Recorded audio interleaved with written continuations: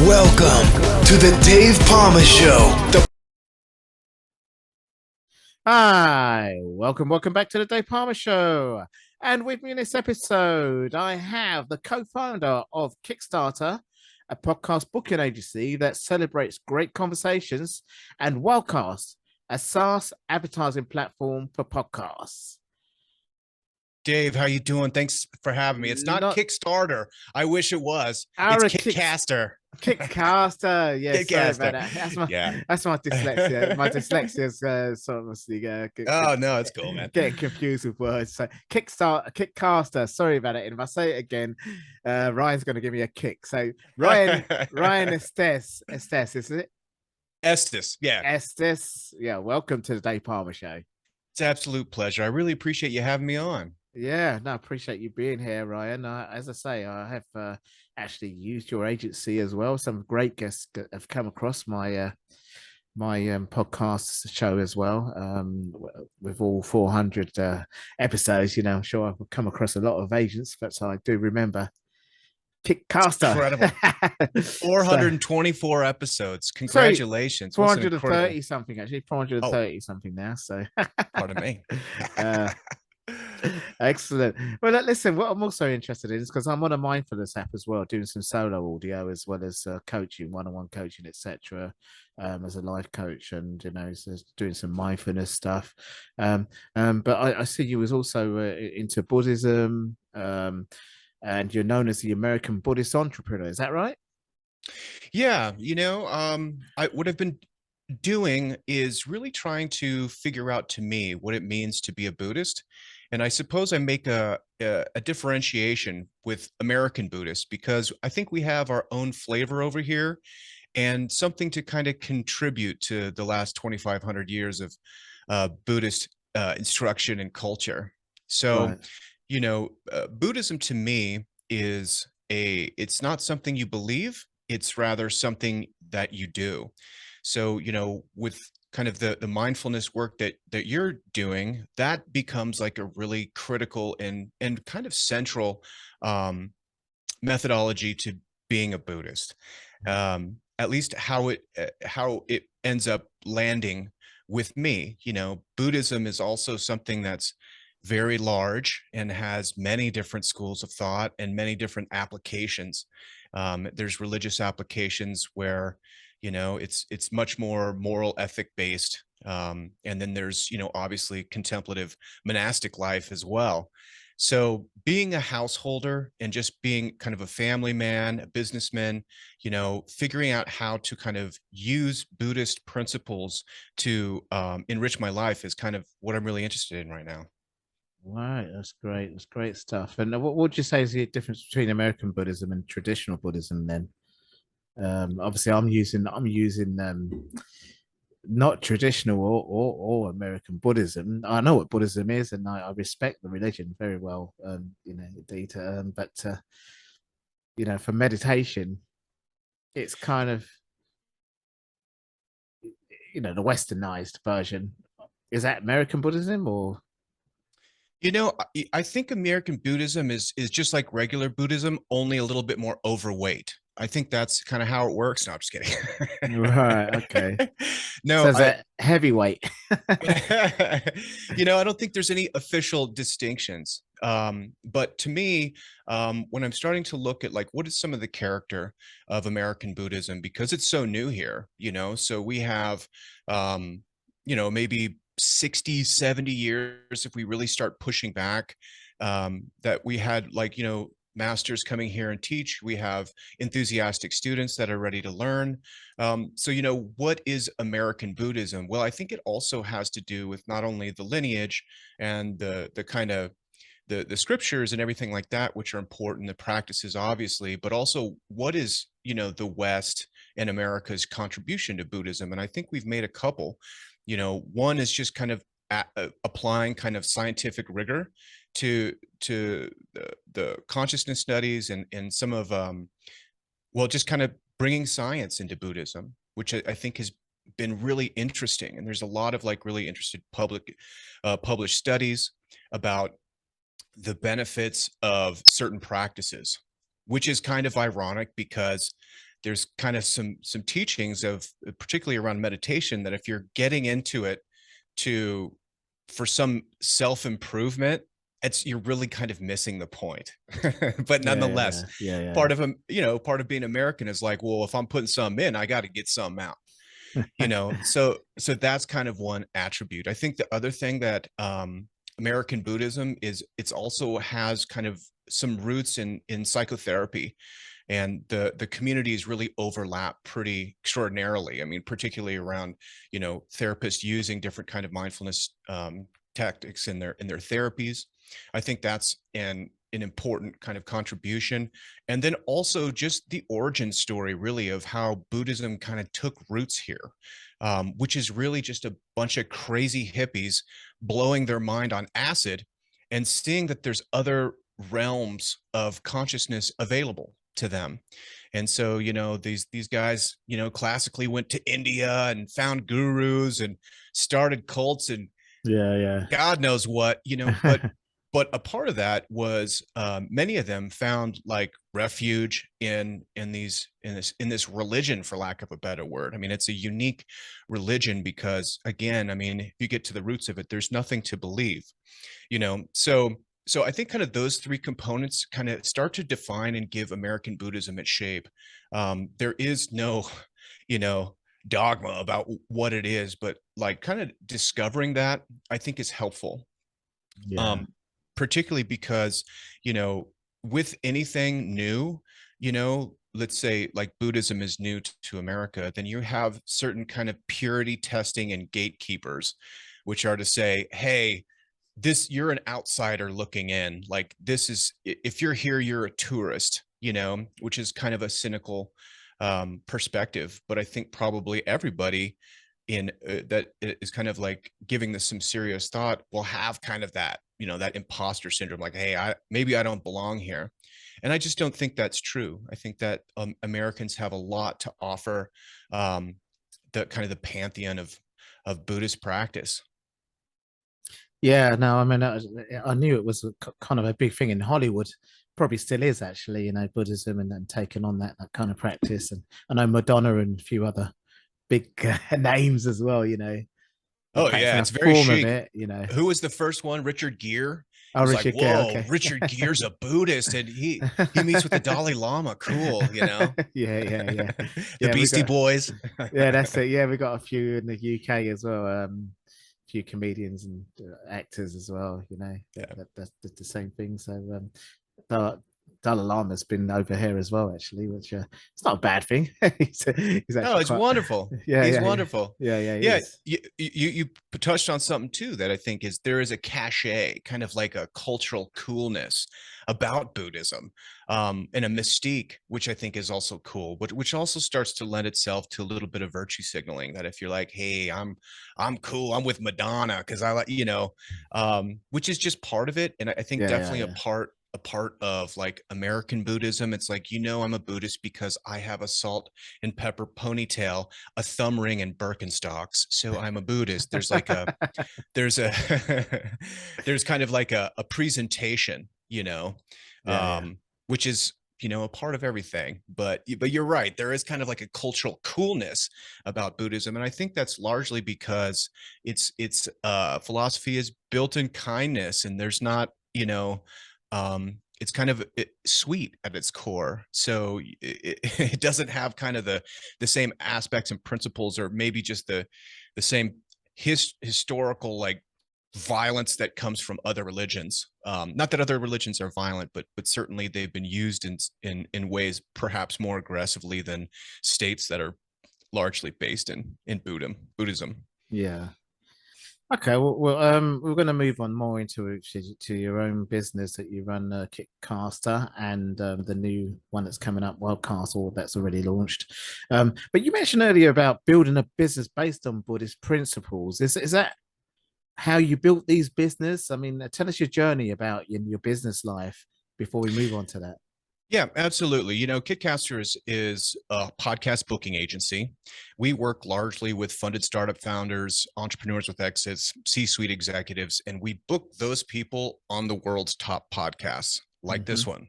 Like Yeah. you said, we've booked some of our clients on your show, which is Yeah. amazing. Thanks. Yeah. And this is probably, I don't know, I've had probably a half dozen failed ventures and that things that have gone to different success. This is probably, project 7 or 8. And so as I've kind of grown up, AKA gotten old, I've been able to like be more intentional about how I want to put together a project. Our co-founder, Brandy Whalen, who's absolutely a phenomenal person and also like very kind of like emotionally attuned to like, you know what, if we're going to create an agency, this is a kind of a high touch white glove agency. We're going to need to have people. We're going to have to, the way we grow is we hire people. So we're at probably 24 25 folks working for us now, and it becomes very clear that like now you have to have a culture and you have to like create opportunities for people to be successful. You have to create opportunities for people to grow personally and professionally. And so doing that's one thing, but how you do that was really interesting to us. So if you're looking at Buddhist principles, and Buddhism loves lists, and they have lists of lists, and there's a lot of rules if you get down to it. But it can be kind of simplified from the Dalai Lama himself. It says it's a religion of kindness, so that being a structural kind of organization of like, okay, we need to create opportunities to express kindness in, with our staff, with podcast hosts, with the audiences, with everybody that we're working with. What does it mean to kind of bring kindness into the workspace? And obviously that's going to be a certain like kind of a flavor in the air and a culture, right? But it's also, again, I'm a big fan of like something you do. So how do we do kindness, and that comes out in various ways. And one thing that I think is really unique about Kitcaster is we do something very simple just called Hey Pal, which is just a little postcard. And when we have the opportunity, somebody that does something for somebody else, then they just write a little Hey Pal card like, hey Dave, love being on the podcast. You're doing a great job, man. I really appreciate you. And just so we're kind of always exchanging these Hey Pal cards, and also using that as an opportunity for folks that work remote, that we can kind of touch them with something physical, which I think is kind of like grounding and nice, because everybody likes to get a nice little card. And, since, we're standing behind or sitting behind glowing rectangles all the time, having something physical in your hand feels good too. Yeah. I'll do I've actually, well, self-published, but it's published a book, I suppose, as well as do my coaching in it. And it's nice to have that physical book rather than just doing digital or audio only. But they're good as well to do audio and digital. Obviously, podcasts and audio books are very popular these days. That some people like to have a physical thing in their hand still, don't they? Really, it's nice scribble in the margins and do some doodles, Well, for me, it's giving a signed copy at, little speaking engagements and stuff like that, so it's nice to have that little physical thing there. So I suppose similar kind of concepts. But anyway, okay, well, let's move on then to the birth of Kitcaster. How did you get around to doing that? I mean, was you a podcaster at the beginning yourself, or tell us about your journey? You bet. I've been a podcaster, I think, since 2008. I was pretty new to the form, been doing it forever. I had a podcast called the Denver Business Podcast. Right. And that's how I met Brandy Whalen. And she would bring her clients onto my show. She was kind of the original podcast booking agent. Okay. And so we kind of clicked, so we were getting coffee and we're just like, hey, let's work on a project, and so we started throwing ideas around, and kind of that's where Kitcaster was kind of birthed. So we're like, yeah, booking agency for startups sounds really cool. So we kind of built a pilot program and launched it, and it took off almost immediately. So at that point we're like, okay, well, let's do this. And so Kitcaster was born September of 2019. Of course, we all got locked down in March 2020. With this little baby fledgling business out there, like, what are we going to do with this service thing? But it turned out that like people really went in on podcasting while we're all in lockdown. It gave people some connection. Maybe you found that too, of like, I did, absolutely. Yeah. It's like, okay, maybe it's the end of the world. Well, let's have a podcast about it. So yeah, that's kind of the origin story. What we're getting really excited for now, both Brandy and I are also co-founders of Wildcast. And Wildcast, we're getting ready to relaunch Wildcast as a premier podcast advertising platform. So now, go ahead. Yeah, no, I saw SaaS advertising platform. So what is SaaS before we go on about the You bet. advertising? I like how you say it too. SaaS. Okay.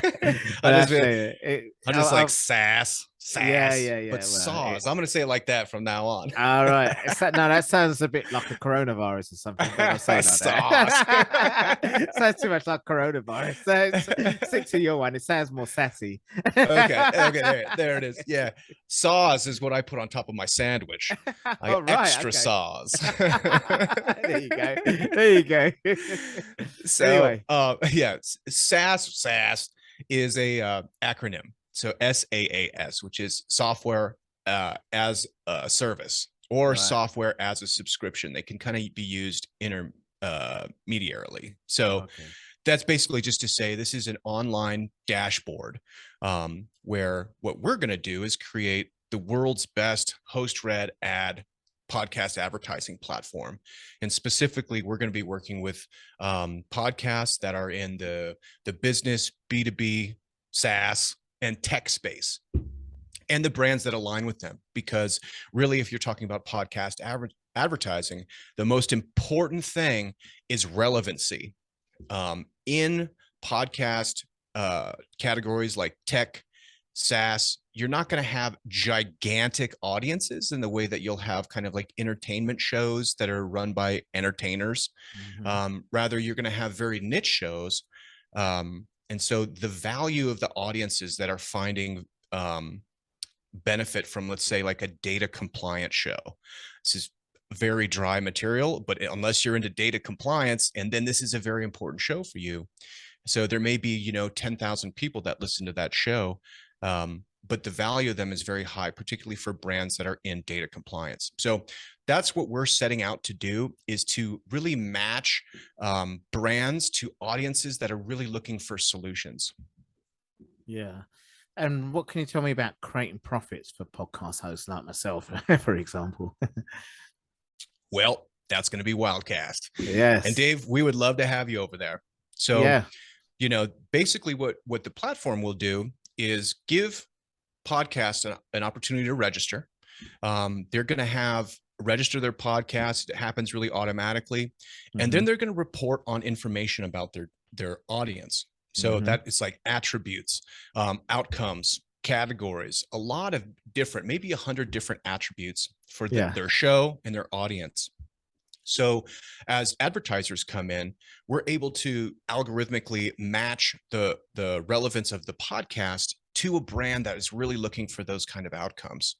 So essentially then podcast host gets emailed and says, hey, Dave, we have a brand that is really excited about advertising on your podcast. You accept it. And then essentially, let's imagine it's Adobe. Yeah. At a point, you just go to the platform, you get the creative, and then before your podcast in a pre-roll, you're like, hey, this podcast brought to you by Adobe. Everybody knows what Photoshop is. Go pick it up. And then you're then compensated for that. So on the podcast side, there's opportunities to monetize your podcast with our platform. On the brand side, it's your opportunity to absolutely box out the competition and find open audience when they're most likely to make a purchase. Right, I see. When you say open audience to make a purchase, you mean advertisers or audience, as in the audience, that listeners and downloaders? Exactly. Like your audience. So if I'm listening to your podcast and Dave's like, and the audience is like, oh, Dave's sponsored by Adobe, that's awesome. Maybe I'll go check that out. And then they'll go, and that would be particularly relevant. Let's say if this was a graphic design podcast, right? Or like a photographer podcast. Then it's like, oh, naturally there's like a good fit. So that's what we're looking to do, is create an absolute perfect match within relevance with a brand who's advertising, the host that is representing the brand as an advertiser, and the audience. Yeah. Well, I mean, I know there's obviously podcast booking agency now is kind of like overtaken or being merged in with PR agencies. You know, it's big business now, isn't it? Really, it's like the thing now for people, really, that not just PR. You know, Yeah, a podcast booking agency. Who thought that would be a job? I know. No, it's a big business, and it's, as I say, that, you know, public relations is really a big thing for that, and also advertising. You know, having podcast advertising platforms like yourself now is huge, big business as well. You know, that is such a transformation over the last two or so years, probably particularly during the pandemic. Yeah, that was a big element, and plus I think podcast is just still booming. I mean, in the States, you know, it kind of keeps going and keeps going, but like internationally, like podcasting really hasn't even started yet. You know, I think UK has like a great podcasting community. Australia has a big podcasting community.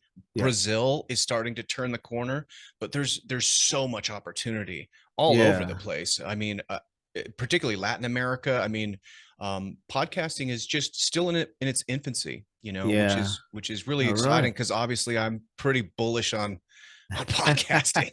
You certainly can say, with the way the economic situation's gone, with all that's going on in the world, you can be bullish with this, well, anything techie really, but obviously technology and Facebook and everything else, Netflix hasn't really suffered that much, have they really? Yeah, no one's crying for Facebook. Not really, no. Excellent. Well, I mean, Wildcast and Kitcaster, you know, very good, great catchy names as well. So you know, I'm really looking forward to your business sort of really thriving amongst, you know, all the kind of growth that's going there with that side of the business, you know, that's growing. Yeah, thank you. I appreciate that. Yeah. How can people find out more about Kitcaster and Wildcast? I mean, as I said, I came across it anyway, you know, with doing what I'm doing, and, you know, just suddenly getting discovered and then discovering other people. But for the people listening and don't know much about how to discover it, where can they find you, and also find out more about Wildcast? Absolutely. Great place for Wildcast is gowildcast.com. You can check out some information there. Like I said, we'll be relaunching shortly, depending on when this airs.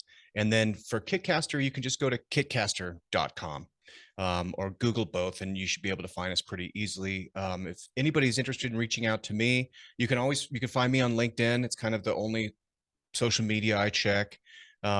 But I'd love to connect with anybody who wants to talk anything about podcasting, or if you're in podcasting, about opportunities to monetize your show. Happy to talk about that as well. So, and I'll want to jump in a conversation with you there too. So I'll probably check out Wildcast anytime soon as well myself. So in the meantime, Ryan, it's been really great. You've been really great on my show, and you know, this is a really great pleasure having you here. Actually, you know. It's my pleasure. Absolutely. It's great to meet you, and I love what you're doing. You know, when I see somebody like you, 400 and some 30 episodes in, I just love it, because I love podcasting so much, and what it's given me and my family, but also, you know, podcasters like you is really like how we're able to do what we do, which is, you know, celebrate good conversation at the end of the day. Fantastic. Thanks a lot, Ryan, for that. Thanks a lot. And it's great what you're doing as well. So please keep doing what you're doing as well. So pleasure having you on the show, and thanks a lot for coming and sharing all this with my audience today. You bet. Thanks so much, Dave. That's all for this episode. Thanks for listening, and remember, if you want to support what we do, then share, subscribe, and leave a review over on Apple Podcasts, or head over to my website, davepalmer.com, and click on Rate Show. Well, that's all for now, but I'll see you in the next episode of The Dave Palmer Show. Follow us on Facebook, Twitter, and Instagram.